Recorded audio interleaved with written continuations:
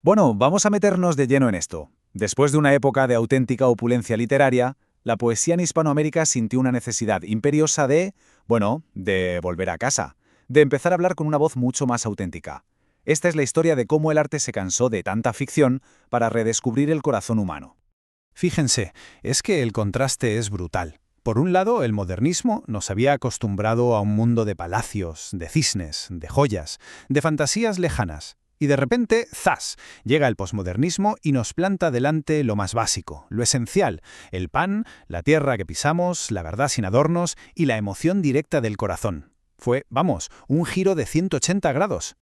Y ojo, que esto no fue una simple reacción o una rabieta, fue un acto de valentía. Imagínense la escena, el poeta, encerrado en su torre de marfil, creando esos mundos perfectos, pero totalmente distantes. Pues bien, el posmodernismo es ese poeta que de repente abre la puerta, baja las escaleras y se atreve a mirar a la gente a los ojos, a sentir lo que de verdad siente la gente. Entonces, ¿por qué este cambio tan bestia? La respuesta en realidad es bastante sencilla, puro agotamiento.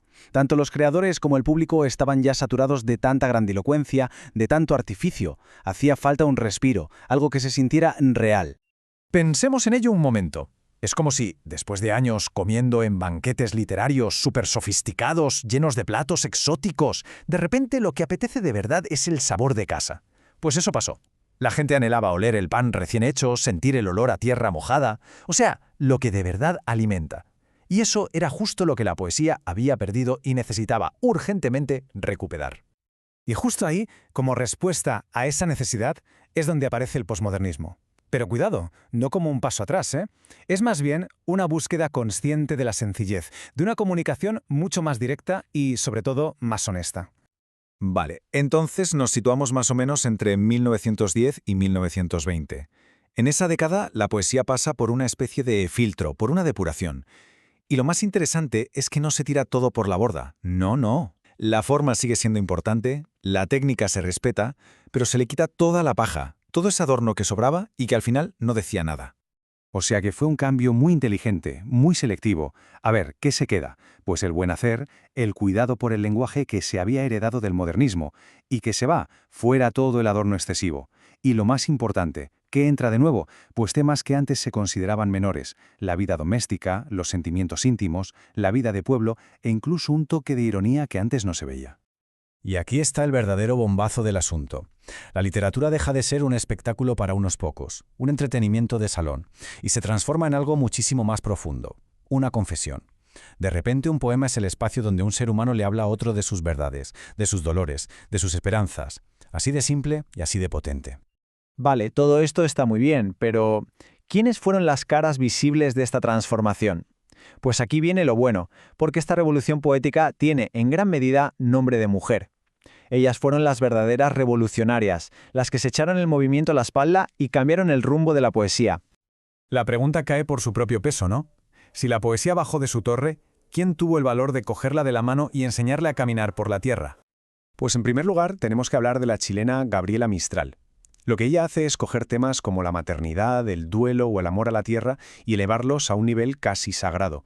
Su poesía no maquilla el dolor, te lo planta delante con una honestidad brutal que resuena con la fuerza de la propia naturaleza. Luego, desde la ciudad, nos llega la voz de la argentina Alfonsina Storni. Su voz es otra cosa. Es afilada, es irónica. Es como un bisturí poético que se clava en la doble moral de la sociedad. Ella no pedía permiso. Usaba el verso como un arma para exponer la hipocresía que encadenaba a las mujeres de su tiempo. Y desde Uruguay, Delmira Agustini, que directamente hizo saltar por los aires los tabúes. Se atrevió a explorar el erotismo femenino con una lírica de fuego, con una sinceridad carnal que en aquella época era, impensable.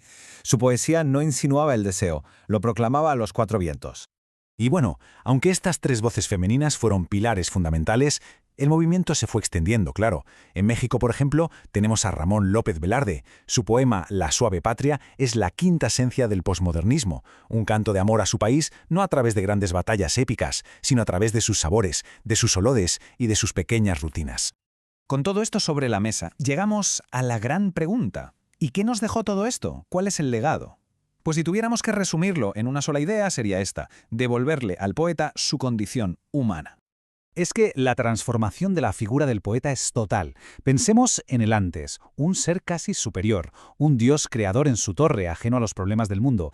Y pensemos en el después. El poeta baja a la calle, se convierte en un ser humano más, alguien que sufre, que ama y que comparte su experiencia con los demás. Este cambio fue fundamental, porque funcionó como un puente hacia el futuro. El poeta modernista creaba desde lejos, ¿verdad?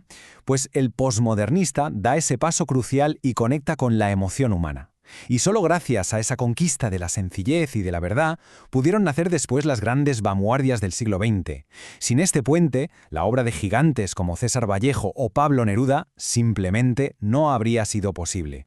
Así que, para cerrar, todo este recorrido nos deja con una pregunta flotando en el aire, una que resume perfectamente el conflicto entre estas dos épocas. Si hubiera que elegir entre el lujo y la fantasía de un cuento de princesas y la verdad desnuda, a veces dolorosa, de un poema de Gabriela Mistral, ¿qué se elige? La respuesta, claro, define no solo un gusto literario, sino una forma de entender el arte y quizás la vida misma.